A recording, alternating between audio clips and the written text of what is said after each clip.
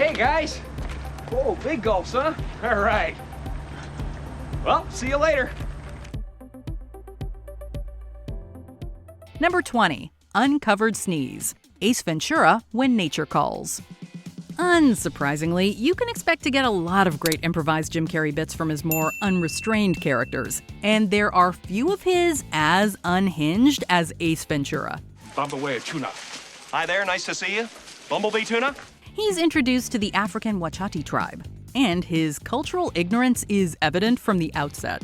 Soon enough, his guide Greenwall explains that the tribe was untouched by disease until they met colonists, at which point Ace does about the worst thing he could do. They have lived in the same state for thousands of years. They did not know about disease until the white man came. Reportedly, Carrey came up with the action himself, though the tribesmen he sneezes on probably knew what was going to happen. Judging by his perfect reaction, we like to think that he didn't. Number 19. Fall from Above. Fun with Dick and Jane. Fun with Dick and Jane is a remake that's gone mostly forgotten among the Carrey community, and probably for good reason. But if there's evidence that Carrey can stay in the moment when a bit goes wrong, it's this one. Yes, Mrs. Williams, this is Officer Red Green of the MVPDL.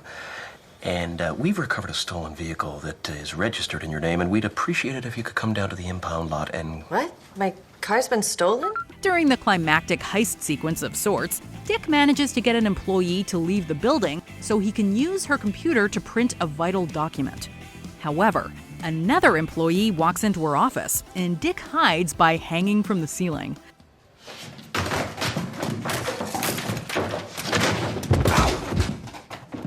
Upon dropping down, Carrey accidentally missed the desk and fell to the floor. Rather than break character, however, Carrey completed the scene by grabbing the printout, proving his dedication to any project he's in. Number 18. Big Gulps. Dumb and Dumber. Sometimes all you need is to be in the right place at the right time for memorable comedy to sprout up. In the first Dumb and Dumber movie, Harry and Lloyd pull off the road to stop by a convenience store, and on the way out, Lloyd greets a couple of guys drinking big gulps in the parking lot. Hey, guys. Whoa, big gulps, huh? All right. Well, see you later. Not only did Jim Carrey improvise the brief one-sided exchange, but the gulpers weren't even paid extras. They just happened to be two bystanders in the area watching the film shoot. Probably sensing the potential for improvisational gold, director Peter Farrelly decided to put them in a shot before Carrey predictably proved him right. Some people just weren't cut out for life on the road. Number 17. Trying to have fun. Kick-Ass 2. While Jim Carrey ultimately came to denounce Kick-Ass 2 over the level of extreme violence displayed, that doesn't mean he didn't put in a memorable performance. As Colonel Stars and Stripes, Carrey's character leads a newfound coalition of superheroes known as Justice Forever. And just before their first mission, he gives them some sound advice. Everybody else, spread out, catch the strays. Oh, and try to have fun. Otherwise, what's the point? It may seem like a small moment, but the line turned out to be a recurring clip in the marketing campaign, selling Carrey's inclusion in the film. As an added bonus, Carrey improvised another line later in the scene, taunting a criminal while using his dog to interrogate him. Ow, it hurts! Yeah, there's a dog on your balls. Number 16. Dinner with Me. How the Grinch Stole Christmas. Much like Ace Ventura and Lloyd Christmas, we're going to be seeing a lot of the Grinch on this list. Now about those who's inviting me down now on such short notice. Even if I wanted to go, my schedule wouldn't allow it. Seeing as the Grinch spends a good deal of the movie speaking to himself, not to mention his trusty dog Max, it's only sensible that some of the best lines came from Carrey riffing on the spot. When the Grinch tries to come up with excuses for not returning to Whoville, he lists a lot of hilarious schedule items. But arguably the best one, the dinner with me line, Carrey came up with on his own. 5:30, jazzercise. 6:30, dinner with me. I can't cancel that again. Each of these lines is like a mini joke wrapped in a bigger one, exemplifying how few words Carrey needs to be funny. Number 15. Asking Sons for a Kiss. Me, Myself, and Irene. No way, Dad. Hey, Pops, how you doing, man? The whole premise of Me, Myself, and Irene is a man whose second personality makes him very unpredictable. Say what you will about the inherent humor in that, but Jim Carrey's managed to be unpredictable for his entire career, and we love him for it. One such example is when his character Charlie from this 2000 black comedy sets out on his day and says goodbye to his adoptive sons. Kisses? Daddy. See you later. Love ya. While kisses goodbye might seem normal, Carrey reportedly ad-libbed this moment on the spot, making it even funnier. What's more, the three actors, including a young Anthony Anderson, go through with it without breaking character. Now that's 4 great improvisers for the price of 1. Number 14, Milo scenes, The Mask. Between Eisenhower from Kick-Ass 2, Max from The Grinch, and Milo from The Mask, Jim Carrey definitely knows how to work with dogs. In one scene from The Mask, Carrey's Stanley frantically tries to hide the money he stole with a frisbee. Only Milo has other ideas. Hey, Milo, no. Stop it. I'm coming! Okay, I'm coming! I'll be right there! Reportedly, Milo wasn't supposed to initiate a game of tug-of-war, so Carrey's frustrated reactions were conjured on the spot. But Milo, coincidentally also named Max in real life, clearly knew it would only add to the scene. Later, when Stanley's in jail for the aforementioned crime, he tries to get Milo to scurry up a wall and help him escape. When he initially can't, Carrey also reportedly ad-libbed some of his exasperated reactions. That's it! You can do it! Come on! Come on! Come on! Come on! Milo! Put some effort into it! Number 13, Landing on the Moon, Dumb and Dumber. Sometimes all you need to be an effective comedic performer is to take in your environment and respond in earnest. Clearly, Jim Carrey is already keenly aware of that if this scene is any indication. After Harry and Lloyd finally make it to Aspen and find Mary, Lloyd goes to a bar thinking he has a date with her. When she obviously doesn't show, he grills the bartender for her address and sets off to confront her. Only he spots a curious newspaper article on the way out. No way. That's great. We don't know if that headline was framed beforehand or by the production crew, but Carrey apparently saw it and came up with the perfect comedic beat to end the scene on. Number 12, Losinglisp, The Cable Guy.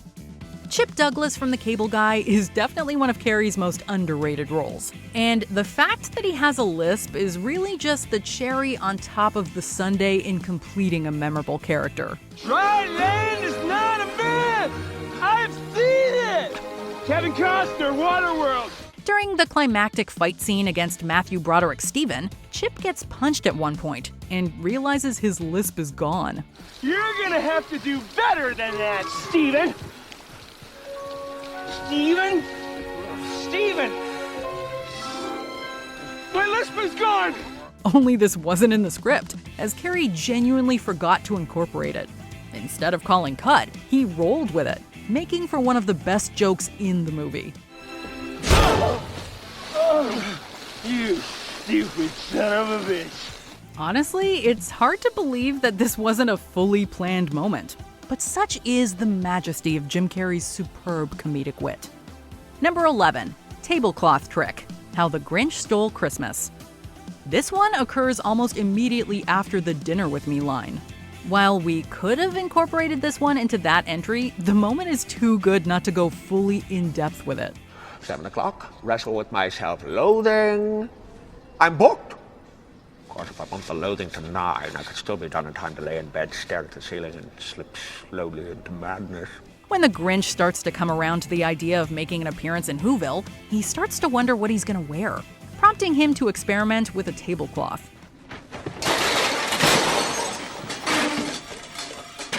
While the script had everything on the table go flying immediately, Carrey accidentally performed the tablecloth trick perfectly.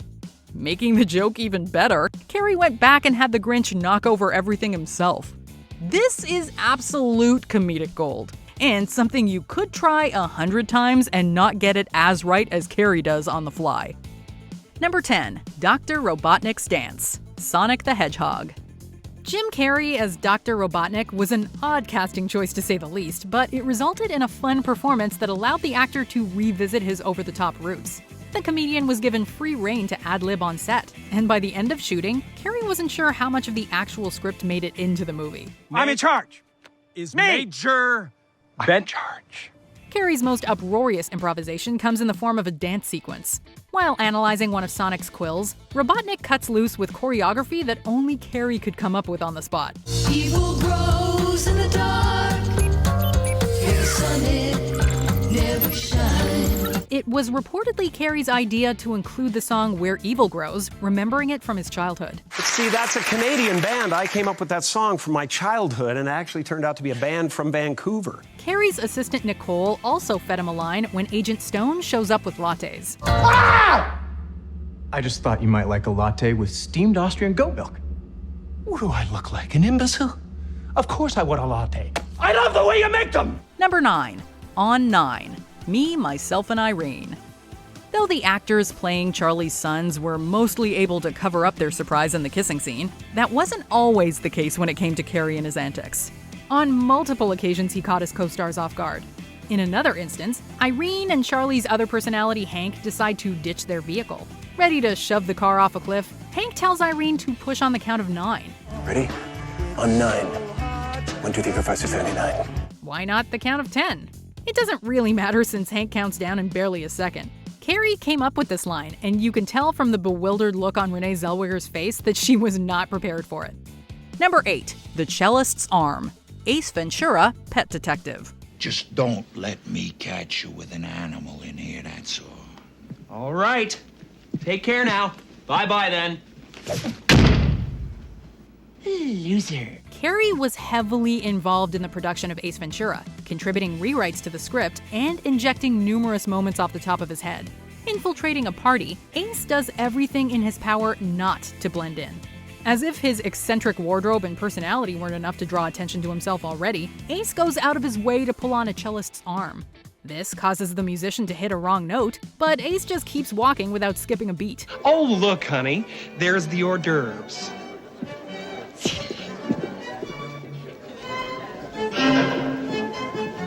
Carrey threw in this random moment without preparing anyone, least of all the cellist. Even when given the most straightforward direction, Carrey can't resist sprinkling in something extra. I'm gonna execute a button hook pattern super slow-mo.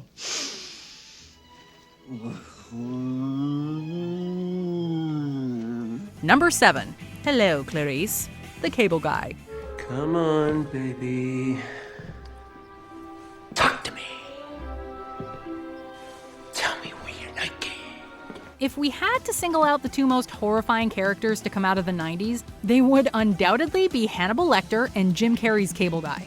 Okay, maybe we're exaggerating when it comes to the latter, but Chip Douglas does borrow a page from Hannibal the Cannibal in this scene. Dost have thou a mug of ale for me and me mate? He has been pitched in battle for a fortnight, and has a king's thirst for the frosty brew, thus thou might have for thus. At a medieval times restaurant, seriously, why aren't there more of those? Chip asks Matthew Broderick's Stephen for his chicken skin. Draping his face in the skin, Chip imitates Hannibal's gruesome disguise from The Silence of the Lambs. Silence of the Lambs. Hello, Clarice. It's good to see you again. You can tell that Carrey improvised this moment based on Broderick's reaction. As Carrey covers his face with poultry, Broderick is unable to maintain a straight face, visibly breaking on screen. Number 6. Chitty Chitty Bang Bang, Ace Ventura, When Nature Calls. Once again, Carrey had the creative freedom to go wild as Ace Ventura. Fulton Greenwald is completely unprepared when Ace decides to take a shortcut. Likewise, actor Ian McNeice wasn't expecting Carrey to suddenly burst out singing Chitty Chitty Bang Bang. Having forgotten his lines, Carrey ad-libbed with the theme from the Dick Van Dyke musical adventure. Oh, you, pretty chitty bang bang, chitty chitty bang bang, we love you. And our pretty chitty bang bang, chitty chitty bang bang loves us too. Hi. Way to make an already stressful situation even more unhinged. We're not sure what's more impressive, Carrey's manic improvisation skills or the fact that McNeice didn't break out laughing. Director Steve Odekirk chose to keep the scene since Carrey and McNeice managed to stay in character throughout. As Carrey hits the song's final note, however, McNeice can be spotted cracking a smile as he covers his ears. Chitty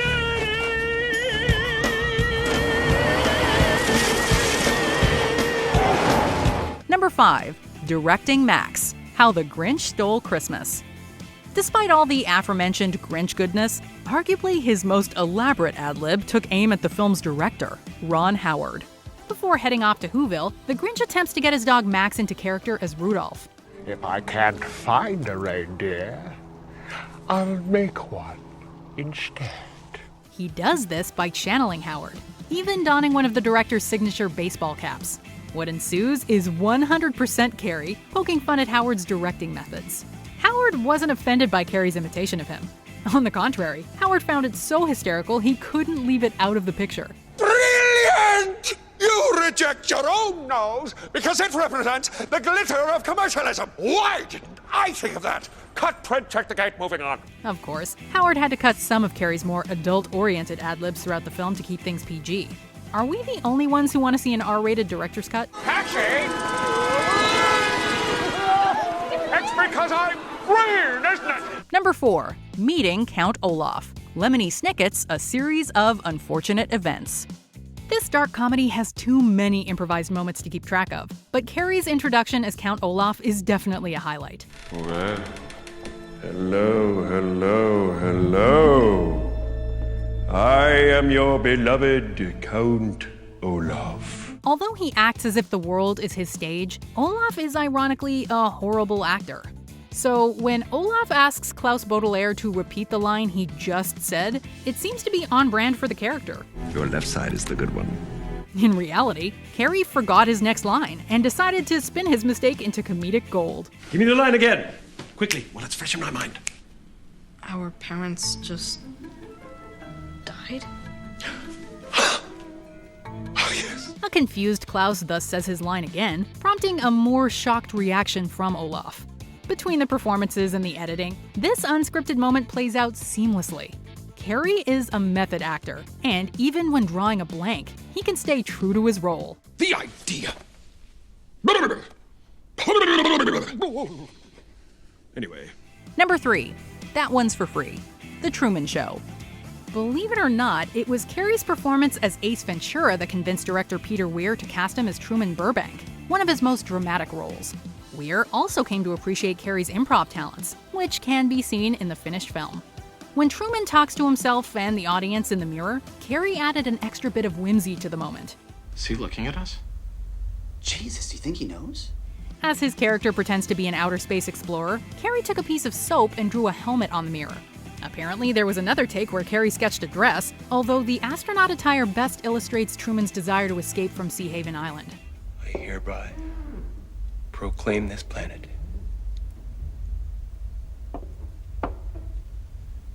Trumania of the Burbank Galaxy.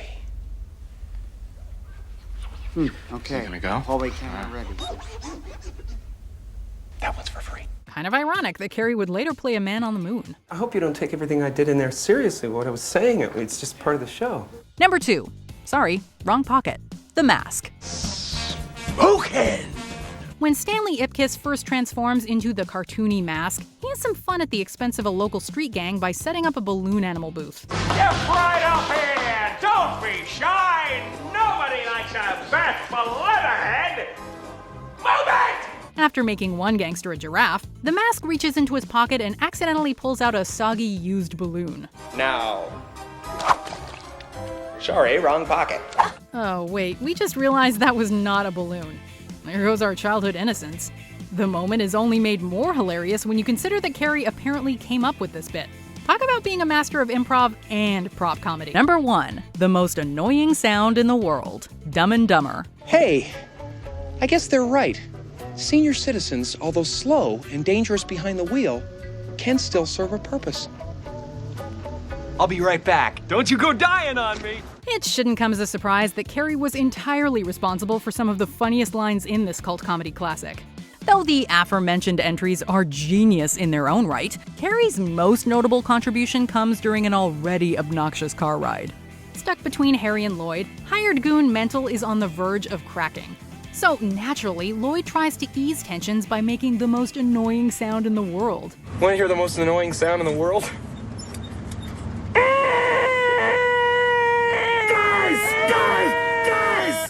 This was all Carrey's doing, and it's easy to spot the look of uncertainty on Jeff Daniels' face leading up to it. Daniels also joins in making the sound, but not before cracking up. Did you enjoy this video? Check out these other clips from WatchMojo, and be sure to subscribe and ring the bell to be notified about our latest videos.